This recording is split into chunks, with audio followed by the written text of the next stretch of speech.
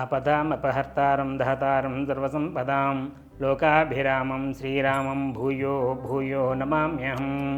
శ్రీ మహాగణాధిపతయే నమో నమః. శ్రీ సరస్వతీదేవ్యై నమః. శ్రీ గురుభ్యో నమః. హరి ఓం. జిఎంకే టీవీ ప్రేక్షకులకు శుభోదయం. నేటి కాలమాన విశేషాలని గమనిద్దాం. స్వస్తి శ్రీ చాంద్రమాన విశ్వావసనామ సంవత్సరం దక్షిణాయనం శరదృతు కార్తీక మాసం శుక్లపక్షము పౌర్ణమి తిథి. ఈరోజు సూర్యోదయం 5:58 సూర్యాస్తమయం 5:24 పూర్ణిమ సాయంత్రం 6:48 వరకు, అశ్విని ఉదయం 9:40 వరకు, వర్జం సాయంత్రం 6:01 నుండి 7:25 వరకు, దుర్ముహూర్తం ఉదయం 11:18 నుండి మధ్యాహ్నం 12:04 వరకు, అమృత గడియలు రాత్రి 2:23 నుండి 3:47 వరకు. ఈరోజు విశేషం కార్తీక మాసం పౌర్ణమి.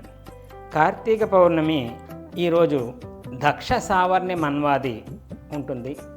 అలాగే కార్తీక పౌర్ణమి నాడు ధాత్రీ పూజ ఉంటుంది, కేదారేశ్వర వ్రతం ఉంటుంది, కార్తీక పౌర్ణమి నోములు ఉంటాయి, కార్తీక గౌరీ నోములు ఉంటాయి, జ్వాలాతోరణం ఉంటుంది.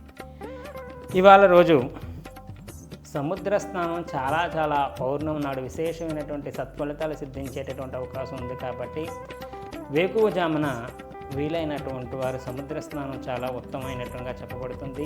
కుదరని పక్షంలో నదీ స్నానం కూడా కార్తీక పౌర్ణమి నాడు చాలా విశేషంగా చెప్పబడుతుంది.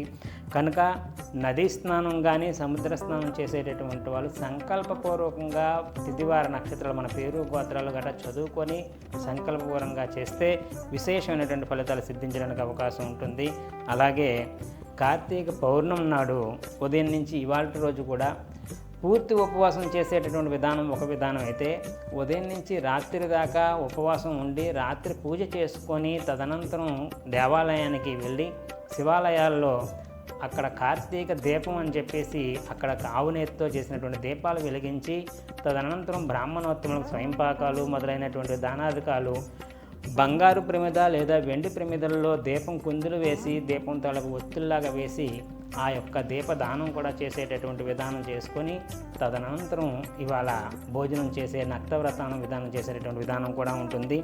అలాగే విశేషించి ఈరోజు చేసుకోవలసినటువంటి దానాల్లో జిగురుతో కూడినటువంటి కూరగాయల దానం, బెండ, చామ, బచ్చలి మొదలైనటువంటి జిగురుతో కూడినటువంటి దానాధికాలు ఏవైతే ఉంటాయో ఆ విధమైనటువంటి దానం చేయడం వల్ల కూడా ఉత్తమమైనటువంటి ఫలితాలు సిద్ధించేటటువంటి అవకాశం ఉంటుంది.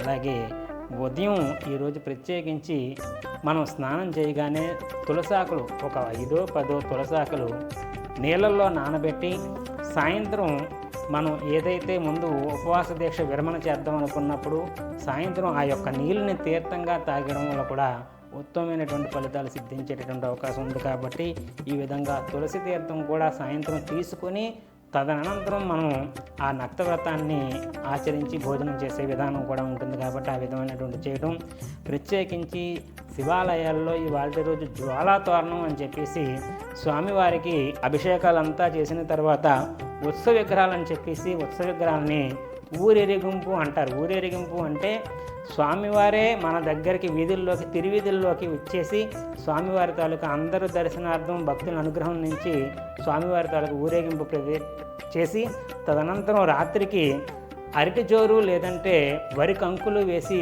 తోరణంలాగా కట్టి వాటిని వెలిగించి ఆ మధ్యలోంచి స్వామివారిని ఆ పల్లకీలోంచి ఊరేగించడం అనేటటువంటి కార్యక్రమం ఏదైతే ఉందో దాన్ని జ్వాలాతోరణం అంటారు.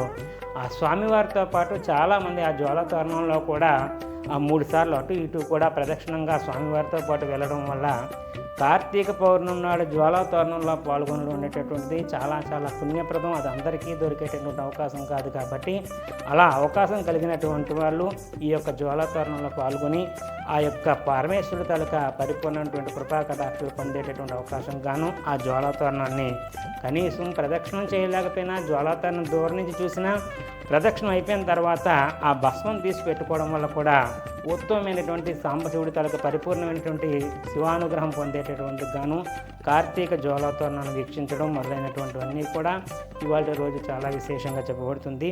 ప్రత్యేకించి ఇవాళ చేసేటటువంటి దీపదానం కానీ దీపం వెలిగించడం వల్ల కానీ విశేషమైనటువంటి కార్తీక మాసం అంటే నేను చెప్పుకున్నాం మనం అగ్ని సంబంధమైనటువంటి మాసం అన్నమాట ఈ మాసం అంతా కూడా.